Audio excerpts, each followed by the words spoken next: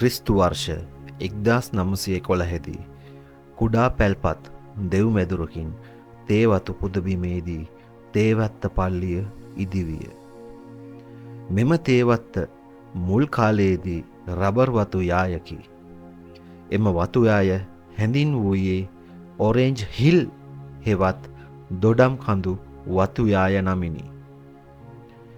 තේවත්ත පල්ලිය ප්‍රසිද්ධියට පත් වූයේ දෙවැනි ලෝක සංග්‍රාමයෙන් පසුවය. ක්‍රිස්තු වර්ෂ 1939 දී ආරම්භ වූ දෙවැනි මහා යුද්ධය රටවල් ගණනාවක ආක්‍රමණයෙන් පසුව ශ්‍රී ලංකාව ආක්‍රමණය කිරීමට සැරසුණි.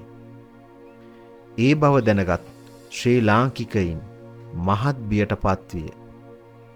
එවකට කොළඹ අගරදගුරු තැන්පත් අති උතුම් ජෝන් මේරි මසෝන් හිමිපාණෝ තේවත්ත කුඩා දෙව් මැදුර වෙතගෙන ගියේය.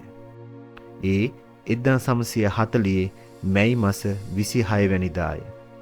උන්වහන්සේ දේව මාතාවන් වහන්සේගෙන් ශ්‍රී ලංකාව ආරක්ෂාව පැතූහ.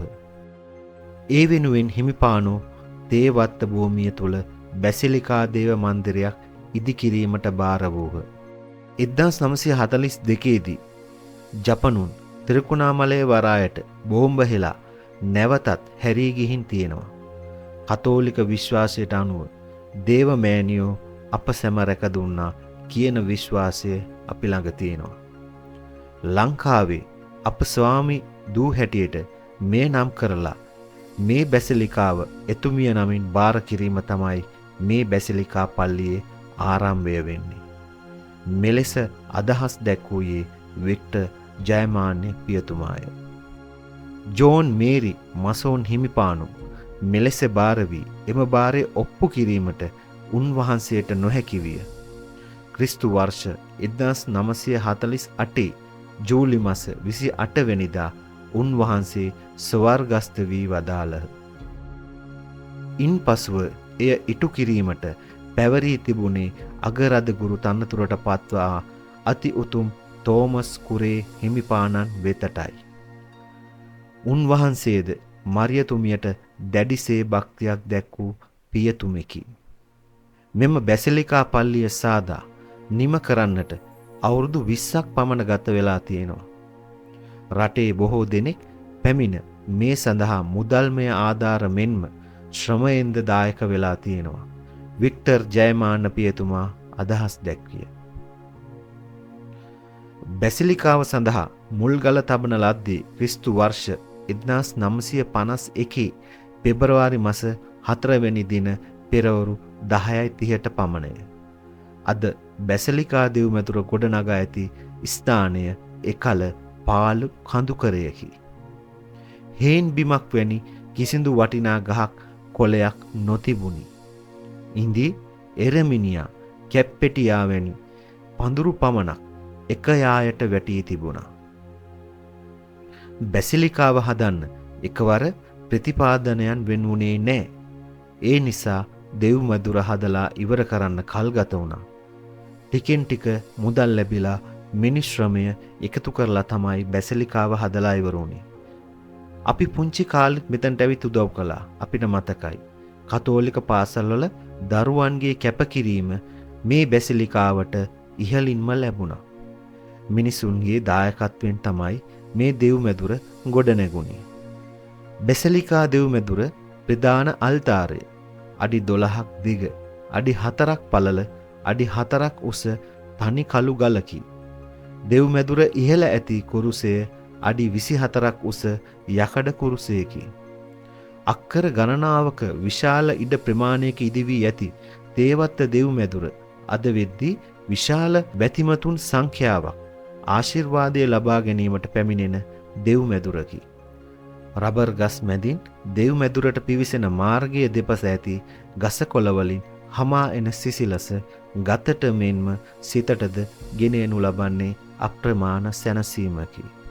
තේවත්තේ බැසිලිකා දෙව් මැදුරේ උදසන වටා ඇති ලී වැට, සඳුන්, නා, කොස්, තේක, මහෝගනි වැනි වටිනා දැව වලින් නිර්මාණය වූවකි. රෝස්වුඩ් නැමැති රතු පැහැයෙන් යුත් දැව වර්ගයෙන් දිව්‍ය සත්ප්‍රසාද කූඩාරම තැන්පත් කොට ඇති ශුද්ධ මන්දිරයට ඇතුල්වන වාහල්කඩ සාදා ඇත. දෙපස ඇති සුරදූත ප්‍රතිමාද එලෙසින්ම නිර්මාණය කර ඇත. දේවමෑණියන්ගේ කිරුළ පැති 3කින් සමන්විතය. දෙව්මැදුර ඉදිරිපසට කුළුණු 6කි. ඒවායින් කොළඹ, තිරිකුණාමලය, හලාවත, යාපනය සහ නුවර යන රදගුරු වසම් 6 නියෝජනය වේ. එකල පාලු කඳුකරයක්ව තිබූ තේවත්ත දෙව්මැදුර අද වෙද්දී ඊතා නිස්කලංක ගහකොළ වලින් සිසිලසගෙන එන වටපිටාවකි. හිමිපාණන්ගේ උපදෙසට අනුව ගස් රෝපණය විය. උන්වහන්සේ පවසන ලද්දේ උස ගස් මෙන්ම කොළ හොඳට තියෙන නිතරම කොළ හැලෙන්නේ නැති ගස් රෝපණය කරන ලෙසයි. එහි ප්‍රතිඵලය වන්නේ අද වෙද්දී සිසිල ලැබෙන වටපිටාවක් ඇති බැසිලිකා දෙව් මැදුර ඉදිරිපස මිදුලේ ඕනෑම තැනක සිට බාධාවකින් තොරව බැසිලිකා මණ්ඩපය බලා ගැනීමට හැකිවීමයි. නව දිව්‍ය සත්ප්‍රසාද කුටිය තුල කාදිනල් තෝමස් කුරේ හිමිපාණන්ගේ ශ්‍රී දේහය තැන්පත් කොට තිබේ. බැසිලිකා දෙව් මැදුරේ රෝගීන්ගේ මංගල්‍ය නමින් වසර 70 ගණනාවක් තිස්සේ සෑම වසරකම අගෝස්තු මාසයේ අවසාන ඉරිදා පූජාවක් පවත්වනවා. එම දවසේදී රෝගීන්ගේ සුවයක් තියෙනවා. සති ගණනාවකට පෙර සිටත් දෙව් මැදුරේ කූඩාරම් ගසාගෙන ලංකාවේ විවිධ පළාත් වලින් බැතිමතුන් එදාට එනවා. රෝගීන් වෙනුවෙන් කරන විශේෂ ආශිර්වාදය ඊතා සුවිශේෂයි.